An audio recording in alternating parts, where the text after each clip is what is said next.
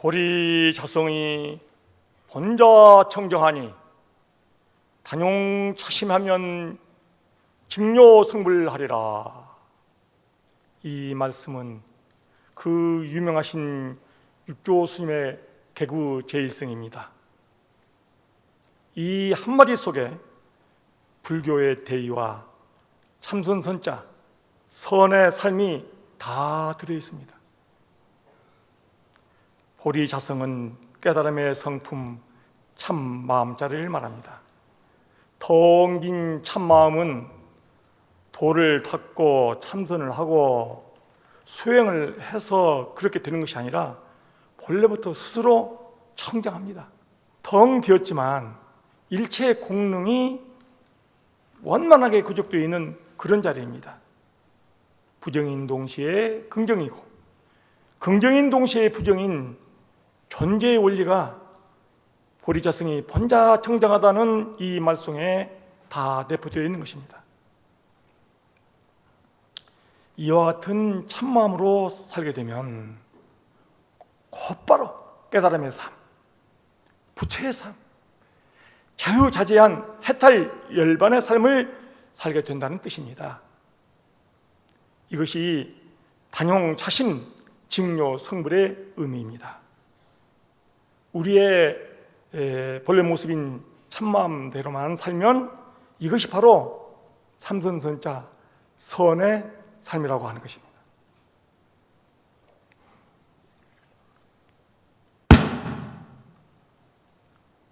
이 소리가 들립니까? 이게 보입니까? 이렇게 있는 그대로 다만 볼 뿐이고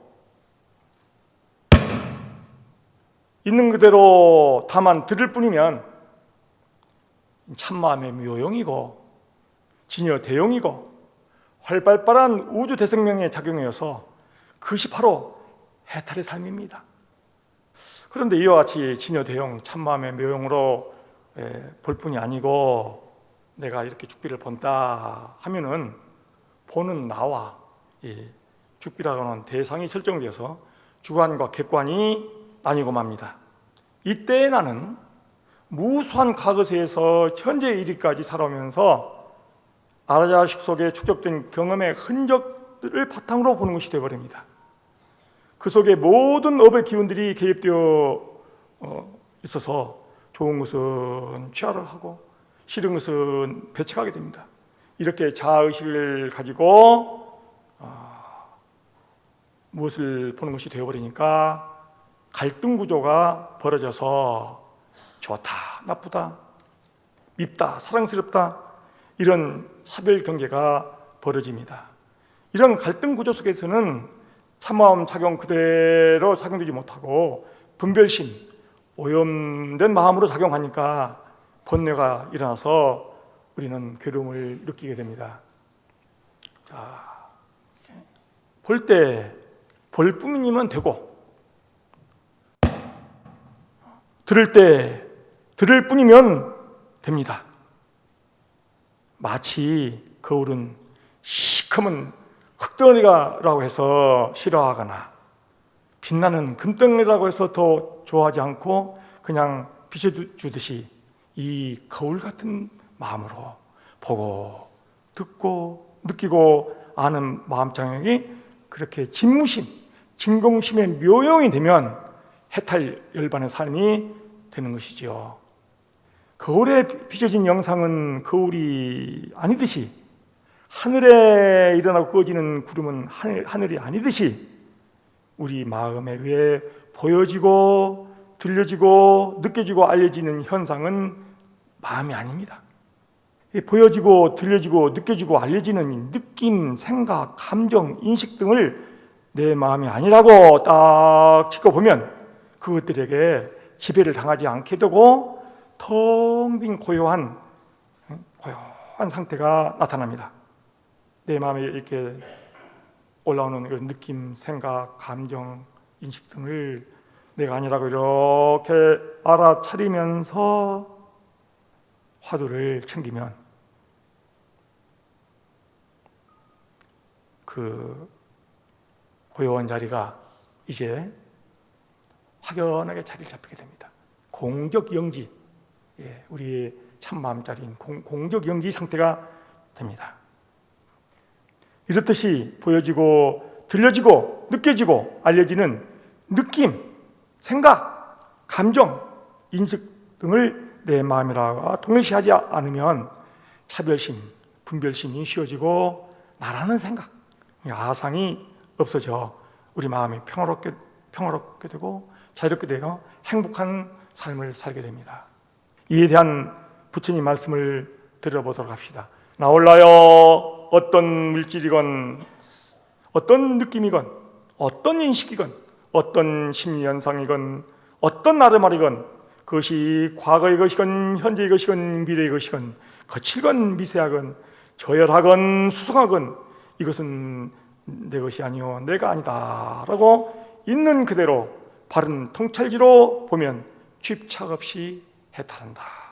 그런데 우리 중생들은 자기가 알고 있는 이 몸과 마음, 지금 말하는 우리들이 알고 있는 이 몸과 마음, 이것을 나라고 착각하며 집착하기 때문에 어쩔 수 없이 이 생명력이 굴절해서 탐심작용으로 삼심작용으로 일어나 번뇌들이 일어나고 그 탐심작용의 반작용인 진심작용의 번뇌들이 일어나서 괴로운 삶을 살고 있습니다. 이와 같이 번뇌들이 일어나면 번뇌들이 괴롭지 않다가도 이 번뇌가 일어나면 괴로운 거예요. 괴로움이라는 것이 실체가 있는 것이 아니고 괴로움에 의해서 발생하는 것이에요. 이와 같이 번뇌들이 일어나면 괴로움이 발생하는데 그 번뇌들의 비례해서 번뇌가 많으면 더 괴롭고 번뇌가 강하면 더 괴롭고 이렇게 번뇌들의 비례해서 괴로움도 커집니다. 중생들은 이와 같은 잘못된 삶의 방식으로 살기 때문에 수많은 괴로움을 느끼며 살아가고 있습니다. 그러는 가운데 즐거움, 즉 행복을 추구하며 이런저런 활동을 하고 있습니다. 알고 보면 우리 인간은 행복하게 살기 위해 그 모든 활동을 합니다. 그래야 때로는 즐거움, 행복감을 느끼지만 그 행복감은 곧 사라지고 맙니다. 행복을 추구하며 이런저런 욕망을 일으키는데 그 욕망이 충족되면 잠시 즐겁고 행복하지만 무상의 법칙으로 말미암아 그것들은 이내 사라지고 맙니다. 그래서 이 또한 괴로움인 것이죠. 그리고 자기가 바라는 그 욕망이 충족되는데 만족하지 않고 더 끝없이 더 큰 것, 더 좋은 것, 더 많은 것을 얻으려고 이렇게 욕망의 구조 속에 빠져들어갑니다. 그렇게 해서 원하는 것들이 충족될 때는 행복감을 잠시 느끼지만 또 그렇게 안 되면 불만족과 괴로움을 느끼게 되므로 이렇게 해서는 결코 참다운 행복의 삶을 살 수가 없습니다.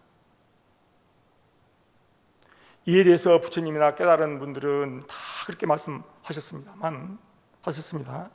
깨달은 사람뿐만 아니라 서양의 그 유명한 사회심리학자 에리 프롬 같은 사람도 이와 같은 거짓 행복의 삶을 소유양식의 삶이라고 말하면서 이러한 소유양식의 삶으로는 참다운 행복의 삶을 살 수 없다고 그 유명한 저서 소유냐 존재냐에서 진단을 내렸습니다.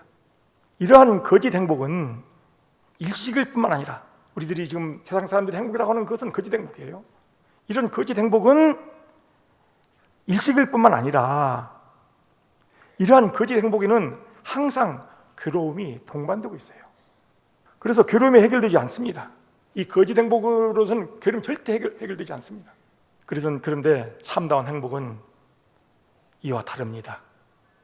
불교에서 말하는 행복은 이와 참다운 행복을 말하는 것입니다. 참다운 행복은 밖으로 구하는 욕망이 충족되는 데서 오는 것이 아니라 거짓 행복은 밖으로 구해서 내 욕망이 충족되는 데서 오는 만족감인데 이 참 행복은 우리 참마음의 내용, 진리대로 사는 데서 오는 행복입니다. 그래서 이 참 행복은 참마음에 본래 갇혀져 있는 그 행복 속성을 열어내는 여는 행복이라고 말합니다. 거짓 행복은 밖으로 구하는 행복이고, 참 행복은 이미 있는 참마음의 속성으로 있는 그 행복 에너지를 수행을 통해서 여는 겁니다. 참마음의 세계가 참다운 행복 열반의 세계, 열반의 세계나 참다운 행복 세계나, 여러 이제 열반은 잘 우리들이 잘 못 알아들으니까 저는 참 행복이란 참다운 행복, 이렇게 열반이라는 것은 참다운 행복이라고 이렇게 이해하면 되겠어요. 완전한 행복, 영원한 행복, 참다운 행복, 이것을 현대어로 열반을 현대식으로 표현해 보면 그렇게 표현해도 되지 않을까 생각이 듭니다. 이 참마음의 세계가 참다운 행복 열반의 세계인 것입니다. 우리가 마음이 욕심에 얽매이고 집착에 얽매이고 무엇인가에 얽매일 때 행복하던가요? 아니면 마음이 맑고 그 어디에도 얽매이지 않고 자유로울 때 행복하던가요? 또 우리 마음이 산란하고 불안할 때 행복하던가요? 아니면 마음이 고요하고 평화로울 때 행복하던가요? 또 우리가 화내고 미워할 때 행복하던가요? 아니면 순수하게 사랑할 때 행복하던가요?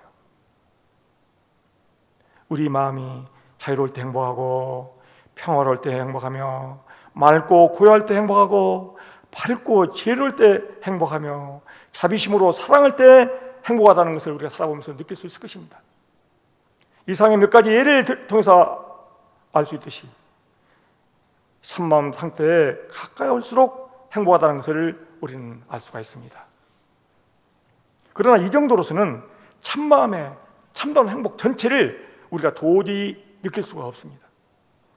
이 참마음의 참 행복 구경락은 열반락 구경락은 깨달은 사람만이 온전하게 수용할 수 있는 것입니다. 이 힌트에서 알아차린다면 참다운 행복은 바로 참마음의 상태, 참마음의 내용이라는 것을 알 수 있을 것입니다. 이것은 틀림없는 진실입니다. 참다운 행복은 참마음의 내용이라는 것을 알았으므로 참다운 행복은 지금 여기에 항상 하는 사실도 알아차려야 합니다.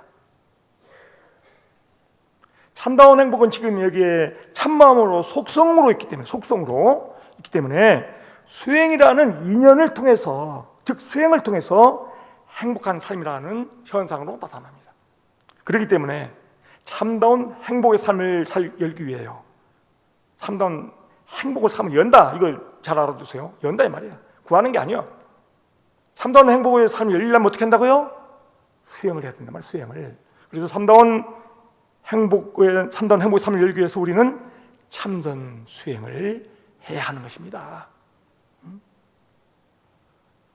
참선 수행은 해도 좋고 안 해도 좋은 그런 것이 아니라 참다운 행복의 삶을 살기 위한 필수사항입니다. 필수사항. 마치 우리가 삶을 영위하기 위해서 음식을 먹고 잠을 자듯이 반드시 해야 할 필수사항이다 이 말이에요. 마지막 뒷가에 다음과 같은 부처님 말씀이 있습니다. 열반, 참다운 행복을 실현하는 길을 말했나니 참선을 하라, 방일하지 마라, 나중에 후회하지 마라. 이것이 그대들에게 주는 나의 간곡한 당부이다. 이렇게 부처님께서 간곡하게 당부하셨습니다. 나의 정체인 본래 면목 참마음을 모르고 내가 알고 있는 이 몸과 마음을 나라고 착각함으로 말미암아 탐심작용의 번뇌와 진심작용의 번뇌가 일어나 괴로움이 발생한다고 하는 것을 우리가 알아봤습니다. 따라서 참선 수행을 하여 자신의 정체인 본래 면목, 텅 빈 공생 참마음을 깨달으면 모든 괴로움이 해결되고 해탈 열반의 참다운 행복의 삶을 살 수 있다는 것도 확인하게 되었습니다. 자, 그러니까 거짓 행복에 속지 말고, 우리 불자들은 거짓 행복에 속지 말고, 물론 거짓 행복도 적당히 필요해요. 그런데 속지 말고 소욕지족으로 적당히 조절해. 거짓 행복 한다고 그냥 모든 에너지 다 쏟아버리고 모든 시간을 다 쏟아버리지 말고, 그래, 소욕주주로 적당히 조절해서 수행할 시간과 여력을 만들어서 참다운 행복을 열어가는 참선 수행을 해야 합니다. 공감하십니까?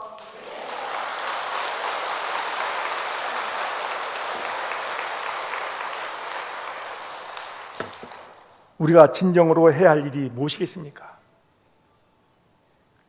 참마음, 본래 면목을 깨달아 괴로움을 해결하고 지혜와 자비로 영원토록 참다운 행복의 삶을 사는 것이 아니겠습니까?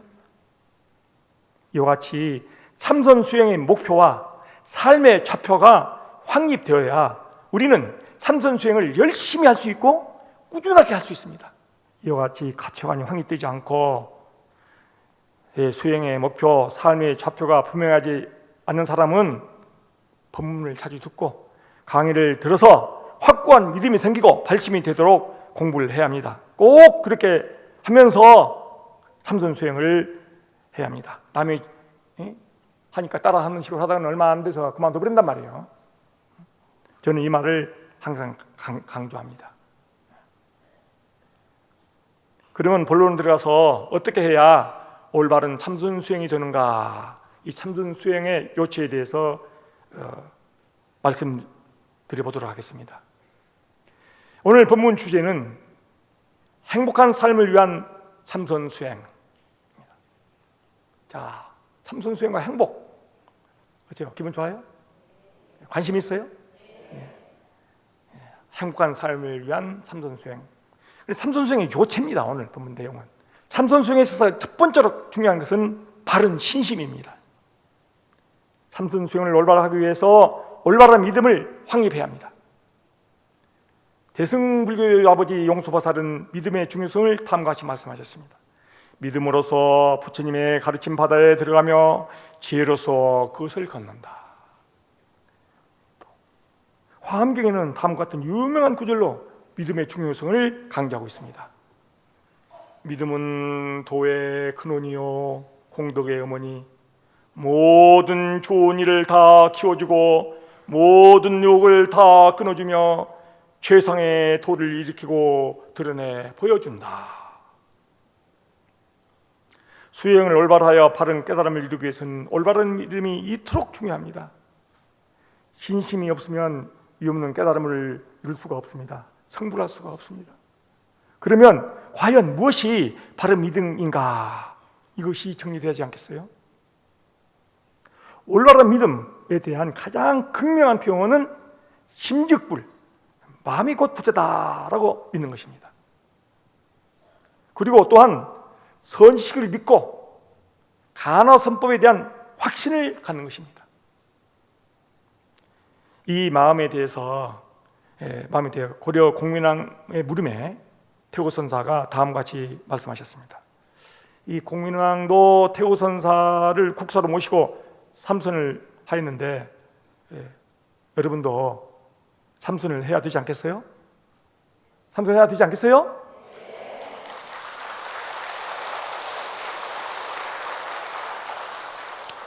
태고선사께서 마음에 대해서 하신 말씀을 이렇습니다. 지금 여기 이것은 분명하고 역력하며 거짓도 사심도 없고 적연부동해서 대영지가 있다. 공적영지다 이 말이에요. 본래 생사가 없고 또한 분별도 명상도 언설도 없다. 허공을 다 삼켰으며 천지를 모두 다 덮었고 성색을 모두 다 덮었으며 체용을 다 갖추었다. 그 체에 대해 말하자면 광대함을 모두 다 포괄해서 바퀴 없으며 아주 가장 미세한 것을 모두 섭수해서 안이 없으며 그 용어에 대해서 말하자면 곧 불잘 미진수 지혜 신통 삼매 변제이다. 이런 것을 억지로 방편으로 그냥 마음이라 부른다. 이 마음이라 부를 것도 없는데 억지로 이름 붙여서 마음이라고 부른다 이 말입니다. 그리고 대스님은 그 유명한 대선사 간호선의 창시자라고도 하죠. 엄격히 말하면 대스님이 간호선 창시자 할 수가 없어요. 좀 정형화시켰다. 이렇게 말할 수 있겠죠. 하여튼 대스님은 이렇게 말씀하셨습니다. 마음이 본래 성불에 있다는 것을 호련히 깨달으면 본질적으로 한없이 자유롭고 여실히 안락할 것이며 또한 묘한 작용이 외부로부터 오지 않을 것이니 본래부터 스스로 갖추고 있기 때문이니라 라고 말씀하셨습니다. 본래부터 우리 스스로 갖추고 있단 말이에요. 이 말씀은 우리 마음이 본래 부처이므로 이 마음만 깨닫게 되면, 이 마음을 깨닫게 되면 해탈락, 즉 참다운 행복의 삶을 살게 된다는 뜻입니다. 황벽상사는 마음이 곧 부처다라고 하시면서 우리 마음이 청정법이므로 본래만 공하게 되면 된다고 다음과 같이 말씀하셨습니다. 본래 부처 자리에는 실로 그 어떤 것도 없다. 툭 트이고 고요하여 밝고 오묘하며 안락할 따름이다. 스스로 깊이 깨달으면 당장 그 자리이므로 옷만 구족하여 다시 모자람이 없다. 이 본래 근원인 청정한 마음은 항상 두려시 밝아 두루 비치고 있는데도 세상 사람들은 깨닫지 못하고 다만 보고 듣고 느끼고 아는 견문각지로 자기 마음을 삼고 그것에 덮여서 끝내는 정교하고 밝은 본체를 보지 못하고 있다. 그러나 당장이라도 무심하게만 하면 곧 그 본마음 자리가 스스로 나타나서 마치 밝은 햇살이 공중에 떠오르듯이 두루 비쳐 장애가 없게 된다. 마음이 본래 부처다. 마음의 본래 부처임을 강조합니다. 본래 부처란 말이에요. 다만 사랑 분별심 때문에 부처로서의 묘장을 못하고 있을 뿐이므로 사랑 분별심 때문에 부처로서의 묘장을 부처인데 사랑 분별심으로 인해서 부처로서의 묘장을 못하고 있기 때문에 그 분별 망상심만 비워버리면 우리는 본래 부처의 입장에서 부처로서의 묘용을 전개하며 참다운 행복의 삶을 살게 된다는 것입니다. 그러면 어떻게 하면 그렇게 될 수 있을까요? 가장 빠르고 직접적인 길은 크게 발심을 해서 화두를 참고해서 깨치는 길입니다. 가장 빠르고 직접적인 코스다 말이에요. 이게 화두 참고가. 자, 그럼 크게 발심을 해야 돼요. 크게 발심을 해서 화두 참고를 해야 된단 말이에요. 그러면 발심에 대해서 한번 말씀을 드리도록 하겠습니다. 이건 쉬운 말이니까 제가 다 이렇게 하면 여러분들 다 이렇게 공감이 될 거예요. 이 말 들으면서 여러분들이 발심을 한번 해봅시다. 또 발심을 새롭게. 발심이라는 것은 고정화되지 않습니다. 항상 끊임없이 발심하고 또 나 됐다고도 또 발심하고 끊임없이 발심을 해가야 되는 거예요. ING형이지 완료형이 아니에요. 발심. 자, 현실적으로 보면 나는 부처의 삶을 살지 못하고 부처의 삶을 살지 못하고 있다는 점을 정직하게 고백해야 됩니다. 정직하게 고백하자. 우리가 지금 부처로 살고 있습니까? 그게 본래 부처인데 왜 부처로서의 삶, 말하자면 대지혜와 자비, 대자유와 절대평화, 부처님이 갖는 온갖 본능을 발휘하며 무해자재하게 참다운 행복의 삶을 살지 못하고 번뇌의 속박과 중생의 한계 속에서 이렇게 그렇게 살아야 하는가 하라고 정직한 자기 성찰을 통해 우리는 크게 분발심을 일으켜야 합니다. 나의 참모습이 본래 부처이고 부처님 같은 참다운 행복의 삶을 살 수 있는 그런 존재인데도 내가 이렇게 살아서 되겠느냐? 때로는 행복한 것 같지만은 조그만 데서 매달려가지고 어설프게, 힘들게, 고달프게 이렇게 살아서 되겠느냐? 이런 정직한 성찰과 자각 위에서 나도 나의 본래 모습을 회복하여 지혜와 자비로 부처님같이 그렇게 살아야 되겠다, 부처님같이 그렇게 살겠다 하는 이와 같은 마음을 일으키는 것을 발심이라고 말할 수도 있는 것입니다. 신심이 크고 투철할 때 이 발심이 또 되는 거예요. 발심이 크게 되어야만 참선 공부를 제대로 할 수 있는 것입니다. 그래서 발심 또한 신심 못지않게 참선 수행에 아주 중요한 것입니다. 참선자가 분발심을 내지 않는 것은 큰 신심이 없기 때문이고, 간호선자가 분발심이 없는 것은 화두에 대한 확신이 없기 때문이에요. 깨달은 조사가 제시하는 그 화두는요, 깨달은 조사 특유의 것이 아니라 실로는 자기의 본론 면목, 본분돌이 참마음의 진리를 우리 앞에 전면으로 현시한 것입니다. 나타내 보여주신 거란 말이에요. 과거에 깨달은 조사들도 이것을 이 본분돌이를 통해서 본각세계, 참마음의 세계, 본래 면목을 회복해서 깨달은 사람이 된 것입니다.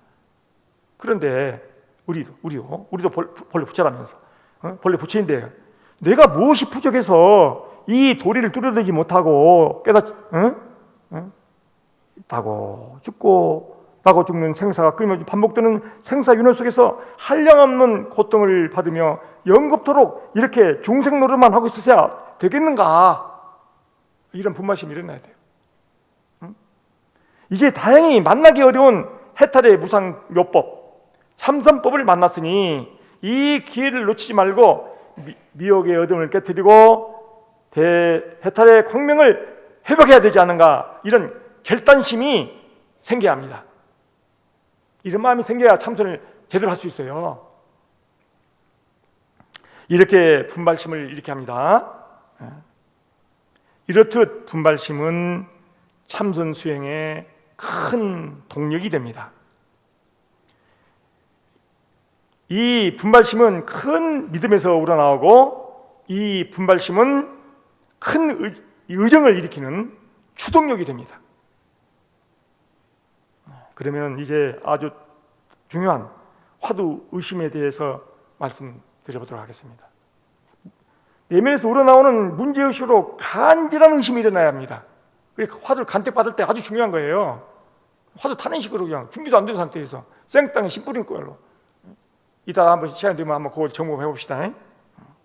하여튼 내면에서 우러나오는 문제의식으로 간절한 의심이 일어나야 합니다. 마음이 본래 부처님을 원리적으로 이해하고 참마음에 대해서 확신했다 해도 부처 그 자체, 우리가 마음이 부처다, 이 마음은 이런 것이다 라고 우리가 이해를 했어. 이렇다 해도 그 부처 그 자체, 그 마음 그 자체, 그건 솔직히 깜깜하게 모르는 것입니다. 깜깜하게 모른다고 정직하게 고발하지 않을 수가 없어요. 여기에 그 확실히 믿는 그 믿음과 그 자리 모르기 때문에 알려고 묻는 거예요. 모르기 때문에 알려고 물어. 믿기는 믿는데 확실히 모르니까. 그래서 이렇게 믿음과 믿음은 긍정적인 측면, 긍정. 몰라 의식하는 이런 부정이라고 하는 양극 사이에서 갈등 구조가 생기게 마련인데 이 갈등 구조를 어떻게 해결할 것인가, 이것이 간허선 수행의 초점이 되는 것입니다. 간허선의 목적은 분별심을 끄는 데 있습니다. 그런데 분별심을 끄는 방법이 아주 기묘해요. 절묘해. 그 분별을 끄는 방법을 위해서 말하는 믿음의 긍정과 모름, 그 의심의 부정 사이에 긴장이 팽팽하게 작용되어 의심이 이렇게 극점까지 몰고 폭발하도록 하는데 간허선의 핵심이 있습니다. 이게 이런 폭발적인 힘은 다른 수행법에 별로 없어요. 이런 폭발적인 힘이 다른 수행법의 장점으로 작용되기 때문에 간허선 수행법은 제대로만 하면은 가장 힘 있는 수행법이고 아주 간단 명료해. 준비만 딱 해서 화두만 들면은, 이게 화두만 든다는 이 말 속에는요, 이따도 말씀을 시간 되면 말하는, 이게 그냥 테크닉으로 드는 게 아니라 온 삶이 팔정도적인 그래. 수행의 원리에 맞게 내가 그렇게 살아야 되는 거예요. 그런 팔정도적인 그 삶 속에서 그 화두 든다고 하는 그 의심 하나 속에 팔정도 이런 수행 원리들이 딱 녹아있는 그런 화두듬이야. 테크닉으로 화두 든다? 안 되게 되어 있습니다. 그렇게 해서는. 그러니까 화두만 들면 되는 거야, 사실은. 준비를 해서 화두 들 수 있는 준비가 돼야 돼요. 준비해서. 그래서 화두만 딱 들려되는 그런 게 되면은 화두만 들면 되는 거예요. 그래서 아주 간단 명료한 수행법이라 말하는 것이에요. 이것이 간허선의 유대성이라고 말할 수 있는 것입니다. 믿음이 100%이면 의정이 100%고, 의정이 100%이면 깨달음이 100%다. 믿음, 그 다음에 믿음이 믿음. 믿음인데, 그러면 믿는 만큼 믿음이 크기 때문에 의정이 커요. 그치? 의정이 크면 깨달음이 크단 말이에요. 이렇게 믿음과 의정과 깨달음은 상관관계를 갖고 있는 것입니다.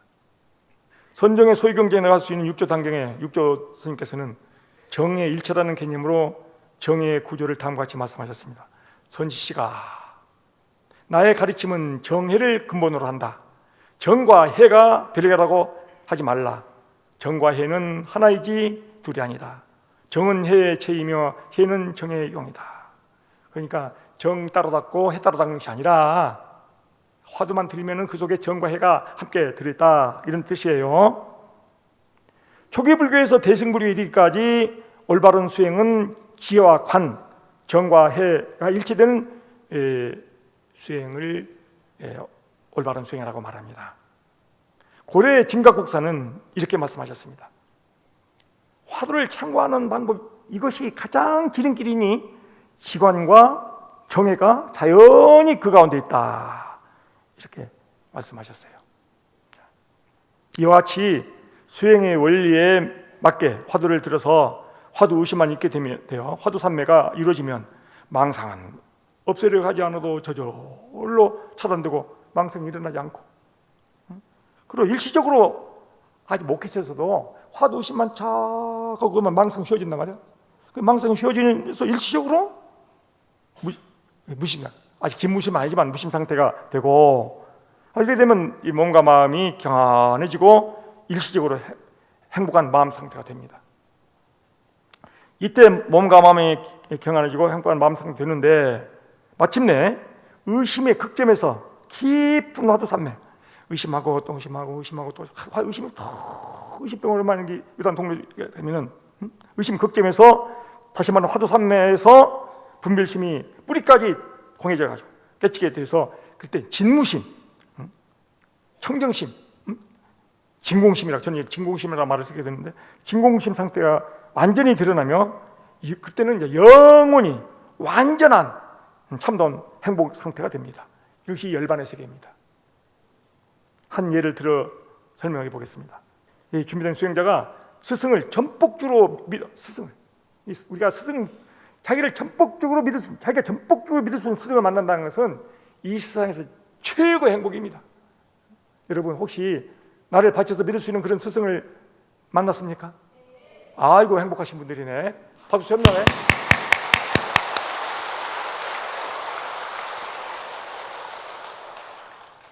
그리고 스승을 전폭주로 믿는 입장에서 깨달은 스승 앞에 나아가서 온몸으로 내면에서 우러나는 간절한 문제를 묻습니다. 예를 들면은 이제 부처에 대해서 원리적으로 이해를 다 했어.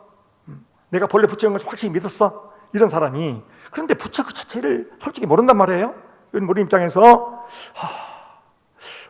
원리 부처에 이해하고 믿음이 간 만큼 더 간절하게, 부처란 도대체 무엇입니까? 더 간절한, 안 만큼 간절한 거예요. 우리가 알 수 있는 데까지 알아야 됩니다. 알 수 있는 데까지 안 돼서 알로 이런 사상 불면심으로 이해하고 알 수 있는 데까지 갔는데도 그것은 그 자체는 모르니까, 그 자체는 부처를 깨달아야만 부처를 알지 절대 몰라. 마음도 우리 깨달아야만 알지. 그러나 깨달으려면 부처에 대해서, 마음에 대해서 알 만큼 알아야 된단 말이에요. 알 만큼 아니까 더 믿음이 강한 만큼 더 간절하게 부처란 도대체 무엇입니까? 이렇게 간절하게 묻는 거예요. 대답, 간식어린이라, 말은 똥막대기니라. 이건 청천벽력이에요. 도대체 이 사유심으로는 도저히 이해가 안 되는 말이에요. 확 막히게 돼요. 이 초논리적인 답변에 확 막혀버리게 되어서 부처를 알고자 하는 그 간절한 마음과 스승의 그 가은식어린이, 말은 똥막대기나 이런 이 대답 사이에서 일어나는 강한 의문이 일어나. 그 순간에 이 화두는 이렇게 돼야 돼요. 화두를 간택 받을 때 강한 의문이 탁 해야 이것이 간호선자로서 탄생하는 말이야. 그러면 이제 이걸 참선하는 사람은 수자라고 그래요. 수자. 여러분들이 간호선 잘하면 수자예요. 수자. 스님들만 수자가 아니요. 수자란 말은 말이냐면 머리 숫자 자리 줬더니 우리 인류 가운데 머리에 해당되는 사람들이다 이 말이야. 가장 깨있는 사람들이다 이 말이야. 자, 이거 오늘 여기 오신 오늘 여러분들이 정말 오늘 발심해서 간호선 수행을 제대로 하겠다 하면은 온 인류 가운데 아주 깨있는 4% 안에 들어요. 얼마나 고귀한 분들이요. 내가 절을 할까?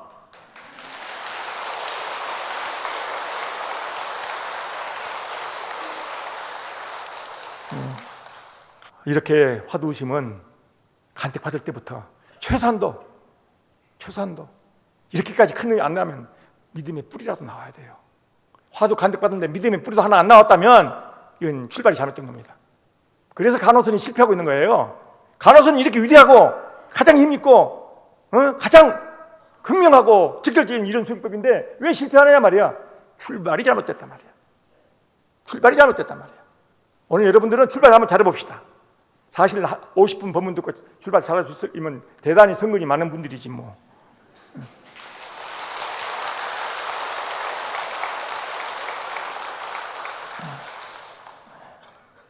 그래서 이렇게 강한 의문, 어째서 부처를 마른 똥막대가 있을까? 어째서 이 화두에는 반드시 의문사가 붙어요. 화두는 굉장히 동기부여. 어째서 그러냐 말이야. 어째서 왜 그러냐 말이야. 왜? 이 화두는요 과학 정신하고도 매력이 통해요. 과학 정신. 아주 이 과학이 뭡니까? 이 현상이 왜 일어나는가? 예를 들어서 사과가요 나무에서 뚝 떨어져. 뉴턴이 왜 사과가 날아가 버리지 않고 땅으로 떨어지지? 왜 떨어지지? 왜? 그렇게 막 확 파고 들어서 만유인력의 법칙을 발견했어요. 이 과학 정신이 이런 정신이에요. 그리고 간호선이 앞으로 세계 정신 문명의 대안이 될 수 있다고 하는 것은 간호선의 정신은 과학 정신과 매우 같다. 이렇게 저는 보고 있습니다. 어째서 부처가 마른 똥막대란 말이에요. 어째서 이렇게 이런 철저한 믿음과 모름 의심 사이에서 생기는 갈등이 극대화되어 오직 의단 하나로 뭉쳐서 적적성성하게 의단이 계속되어 이어지다가 그러면 분별심이 뚝 끊어져서 그 극점에서 폭발해버려요. 이 타파 7통이에요. 타파 7통. 확철되어 하게 되는 것입니다. 이렇게 큰 신심을 가지고 큰 분발심을 일으켜 그 속에는 말이죠 8정도가 다 녹아있는 그런 화두심이요.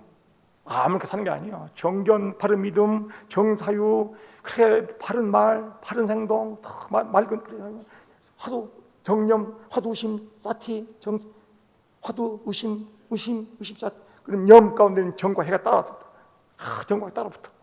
이렇게 8정도가 화두심 하나 속에 싹 녹아 있는 거예요. 이렇게 수행의 원리에 맞게 하면은 정과 해가 일치된 올바른 수행이 되는 것입니다. 화두심이 뭉치는 그 하나 속에 올바른 수행 원리가 다 갖춰져 있는 것입니다.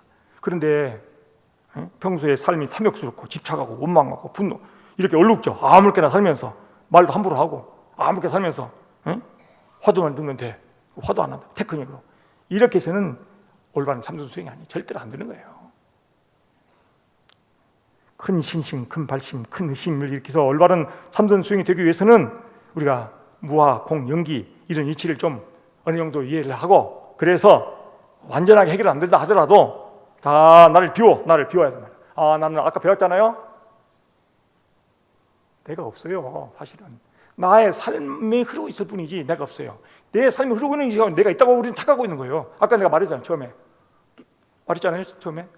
그걸 다시 복습하면 시간 가니까 현명한 여러분들이 다 예수를 믿고 그렇게 해서 자기 에고를 비우고 나는 사실은 습관적으로 잘 안 비워지지만 원리적으로는 이게 비워져요.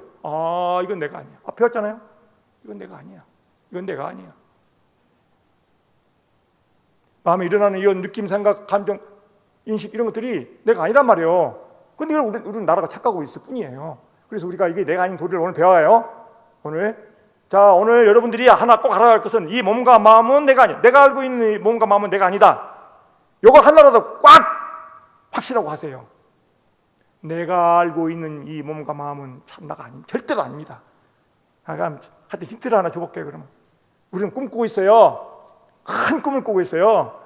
어젯밤 꿈은 깨기 쉽지만 이 무명의 이 큰 꿈은 깨기가 어려운 차이가 있을 뿐이지 우리는 지금 큰 긴 꿈을 꾸고 있는 겁니다. 꿈속에, 우리 꿈속에 내가 실제로 있는 것 같잖아요. 몸도 있고 마음도. 근데 작게 보면 그게 실제로 있는 겁니까? 그와 똑같은 인식입니다. 우리 나를 볼 때 이렇게 보세요. 이렇게 봐. 이건 진짜 내가 아니야. 착각하고 있는, 내가 착각으로 지금 날아가고 있을 뿐이야. 이렇게 해서 나를 비워버리고 놓아버리고, 그래서 우리가 자비심, 소욕지적으로 살아야 돼. 소욕지적으로. 이 자본주의 사회에서 지금 살 수 있는 유일한 방법은, 자본주의는 굉장히 문제 큰 문명의 말피 현상이 일어나고 있는데, 이 자본주의의 이 말피 현상 속에서 우리가 살아야 되기 때문에 어쩔 수 없이 돈도 벌어야 되고 뭐 해야 돼요. 그러나 이 속에서 공부하려면 방법이 딱 하나, 우리가 지혜롭게, 이 부처님이 이러한 우선은 힘들어도 우리는 깨달아서 영원히 참다운 행복의 삶을 살 수 있다는 그런 확신과, 그렇게 참선 수행을 해서 참선해서 이렇게 영원히 완전한 참다운 행복을 살 수 있다는 이 확신, 이 믿음을 가지고 현실적으로 좀 어려운 것을 참고 소욕지적으로 말이야. 가짜 행복에 속지 말고 소욕지적으로 거기서 자 하고 공부하자 이 말. 공부해서 그렇게 해서 아까 한 말을 다시 한번 복습한 겁니다. 이것은 잘 안 되니까 이렇게 한번 강조한 거예요. 그래서 소욕적으로 용심을 잘하는 그런 삶이 되어야 합니다. 자, 부처님 말씀입니다. 비구들이여, 수행자들이여, 그대들이 아닌 것을 버려야 한다. 놓아버려야 한다. 우리들이 지금 나라고 붙잡고 있는 것은 아니다 말이야. 내가 아니다. 그대들이 자기라고 붙잡고 있는 것은 그것이 내가 아니야. 그대들이 아닌 것을 놓아버려야 한다. 그대들이 그것을 버리면 이익과 행복이 있을 것이다. 수행자들이여, 그러면 어떤 것이 그대들의 것이 아닌가? 몸은 그대들의 것이 아니니 그대들이 그에 대한 집착을 버리면 이익과 행복이 있을 것이다. 느낌은, 인식은, 심리현상들, 마음작용들, 아르마리, 우리들이 하고 있는 이 마음이라, 우리들이 하고 있는 마음들이야 전부 다. 그대들의 것이 아니니? 아니다. 그대들이 이것들을 버리면, 집착을 놔버리면, 이거에 대한 집착을 놔버리면 그대의 것이 아니니까 놔버리면 이익과 행복이 있을 것이다. 이렇게 참선 수행은 앞에서 말씀드린 것처럼 바르게 하고 간절하게 해야 됩니다. 간절하게 하는데, 이 간절하게 안 되는 이유는 우리들이 속아버려요. 안주해버려. 우리 습성으로는 자기 안주하려고 하는 속성이 있어요. 안주하려고 하는. 이럴 때마다 우리는 점검을 해야 돼요. 자기 삶을 점검을 해야 돼. 내가 지금 간절하게 몸을 잃을 정도로 지금 법을 구하고 있는가? 신심이 뚜렷하면 이제 방향은 잡혔잖아요. 이렇게 가자고. 그런데 내가 참 몸에 끄달리지 않고 말이요, 이렇게 간절히 법을 구하고 있나? 참선법에 대한 결정적인 믿음을 가져서 이런 데 의심은 없는가? 그건 없는가? 결정적인 의지를 갖춰서 퇴전심은 나한테 없나? 퇴골심 같은 거 없는가? 생사윤회 이거 무지무지하게 괴로운 거야. 생사윤회, 이 무지막의 생사윤회의 괴로움을 내가 잊지 않고 무상하다고 하는 것을 내가 잊지 않고 있는가? 무상함을 정말 느끼고 있는가? 오랜 시간과 노력도 없이 그냥 경솔하게 깨치려고 하지는 않는가? 마음밭을 갖고서 성근을 심지 않고 깨달음의 열매만 바라지는 않는가? 우리 성근을 심어야 돼요. 성근을. 마음밭을 잘 가꾸지. 마음밭도 다 안 갖고 막 생땅에다가 가시덤 뿌리고 돌자갈이 버글버글하는 그런 마음 상태. 그러다가 화두라는 씨를 딱 뿌리는 그 시간 나겠어요?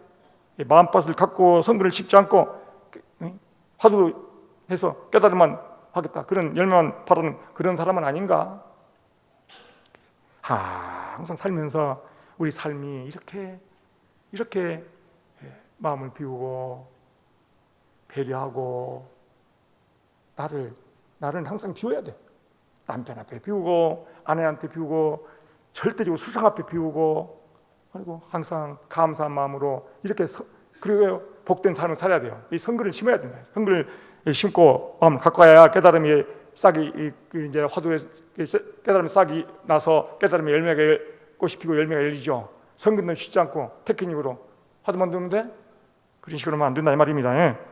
그 아르마를 버리고 신랄하게 참고하여 반드시 크게 쉬어버리는 그런 해탈 경계를 알고자 하는가.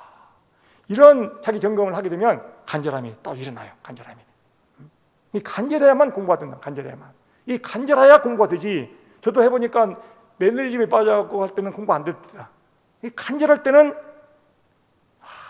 공부가 제대로 순일하게 되고, 이 공부는 간절하느냐 간절하지 않느냐 이거예요.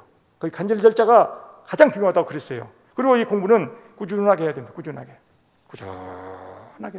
하다 말다 하면 안 돼요. 자, 꾸준하게 하면은, 자, 시간이 없으니까 이제 간호선 하면은 얼마나 좋은 것인가에 대한 그 믿음을 갖는 얘기하고 마치겠습니다.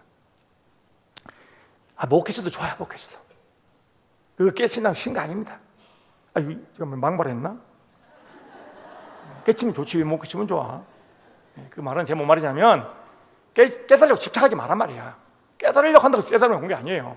이제 우리는 깨달음의 세계, 깨달으려고 3단 행복 세계로 삶의 방향을 딱 전환시켜 놓고는 이제 내 역량껏 한 걸음 한 걸음 역량 열심히 갈 뿐이지, 깨달아야 되겠다, 이 깨달으려고 집착한 것도 빨리 깨달으면 속효심이가, 그것이 일종의 욕망의 한 반영이야. 그것도 그냥 다 항상 비우고 간절한 마음으로 이 한 발짝 넘어지면 또 다시 일어나서 가고, 넘어지면 다시 일어나서 가고, 그 방향으로 자꾸 하는 거예요. 자꾸. 그러다 보면 깨달을 수도 있겠지만, 만약에 못 깨달아 치더라도 얼마나 참선법이 좋냐 그러면 유산 선사가 말씀하셨어요. 누구든지 능히 이 참선법을 수행하되 삼생을 이렇게 하면 삼생 동안, 삼생 안에 깨친다 이 말이야, 쉽게 말해서. 그리고 대스님은 뭐라고 하셨냐? 설사 참선 공부를 해서 깨치지 못한다 하더라도 그 사람의 앞길은 보장된다고 하시면서, 보장된다는 말씀을 대스님이 이렇게 말씀하셨어요. 한번 마지막으로 우리 합장 한번 해보실까요? 진실로 한 생각마다 첫 마음에서 초발심에서 물러나지 않고 세상살이에 온갖 본내에 판연하는 자기의 심식을 잡아 돌이켜 화두라고는 반야 위에다 두면은 이번 생에는 철저히 깨닫지 못한다 해도 임정할 때 제대로 절대로 악업에 끌려 악도에 떨어지지 않을 것이다. 내 생에 태어난 것도 나의 금생 원력에 따라 반드시 반야 속에 현성 수행할 것이다. 이는 결정된 일이니 의심할 필요가 없다. 반드시 다음 생에 우리는 깨치게 돼요. 다음에 깨치게 된단 말이에요.